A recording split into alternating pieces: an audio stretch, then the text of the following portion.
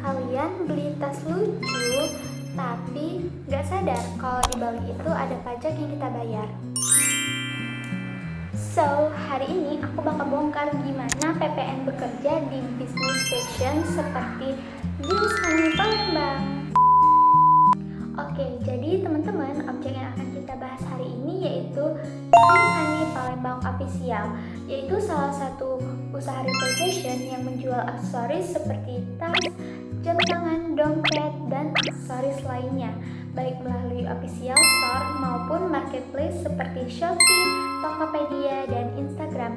Nah, yang menariknya, Jeans Honey ini sudah dikukuhkan sebagai PKP dan memiliki kewajiban untuk memungut, menyetor, dan melaporkan PPN. Nah, sebelum masuk ke pembahasan, teman-teman tahu gak sih apa itu PPN dan PPNBM? Oke, jadi PPN itu adalah pajak pertambahan nilai yang dikenakan atas konsumsi barang atau jasa di dalam daerah pabean.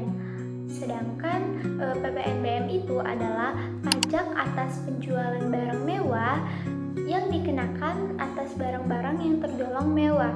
Contohnya seperti kendaraan mewah, perhiasan, dan barang-barang yang tergolong mewah lainnya.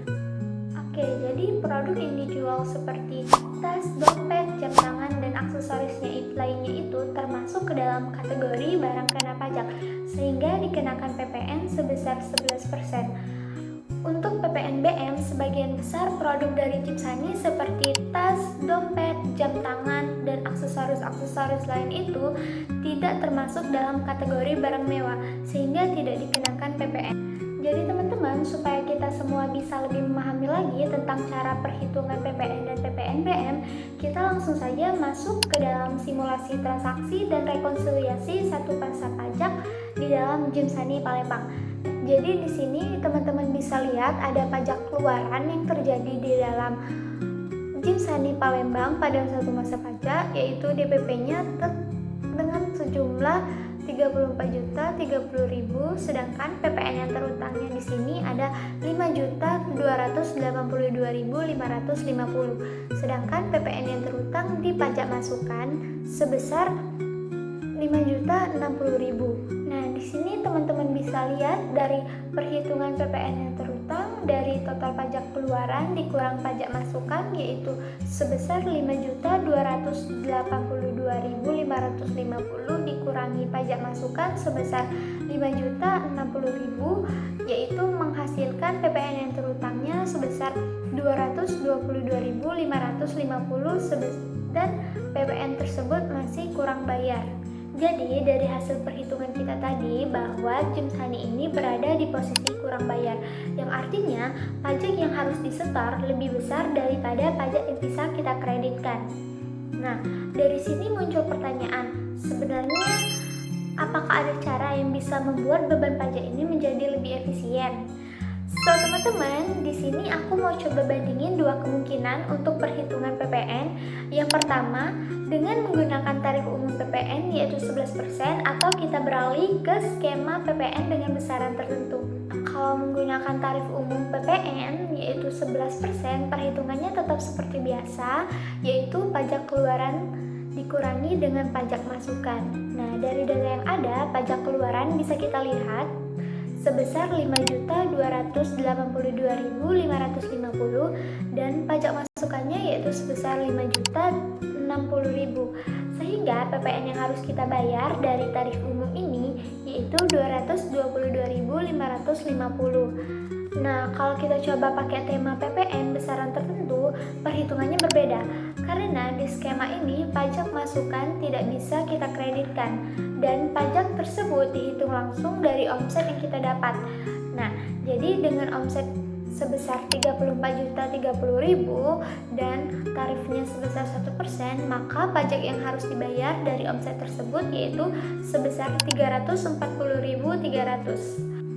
Nah teman-teman, jadi kalau misal kita bandingkan, ternyata jumlah pajak pada skema ini justru lebih besar. Dengan selisih sekitar 117.750, ternyata tarif umum PPN 11% justru lebih efisien untuk usaha pada saat ini. Oke, jadi dalam praktiknya usaha James Honey ini terdapat beberapa resiko yang mungkin dapat terjadi. Yang pertama atau yang paling rawan terjadi adalah keterlambatan penerbitan faktur pajak, sehingga hal ini dapat menyebabkan adanya sanksi administrasi. Terus yang selanjutnya atau yang kedua ada kesalahan dalam pengkreditan pajak masukan, terutama dengan transaksi yang tidak berkaitan dengan kegiatan usaha. Nah, selain dari yang kedua ini adanya juga kesalahan pencatatan data antara marketplace dengan pencatatan data internal, sehingga dapat menyebabkan ketidaksesuaian dalam laporan pajak. Nah, teman-teman, jadi dari beberapa risiko yang udah aku jelasin tadi, di situ kita bisa lihat kalau pengelolaan pajak dalam suatu usaha itu tidak bisa kita anggap sepele, karena kesalahan kecil baik dari pencatatan maupun pelaporan itu bisa langsung mempengaruhi besarnya jumlah pajak yang akan kita bayar, dan juga bisa menimbulkan sanksi. Dan dari sini kita bisa lihat teman-teman bahwa pajak tersebut bukan hanya sekedar kewajiban, tetapi menjadi bagian penting juga dalam menjaga keberlangsungan sebuah usaha. Karena di balik transaksi sesederhana membeli tas, ternyata di dalamnya ada sistem perpajakan yang cukup kompleks. Dan hal itu juga yang membuat pajak menjadi hal yang penting untuk dapat kita pahami. Oke teman-teman, sekian dari aku untuk pembahasan PPN dan PPNBM mengenai usaha James Honey. See you!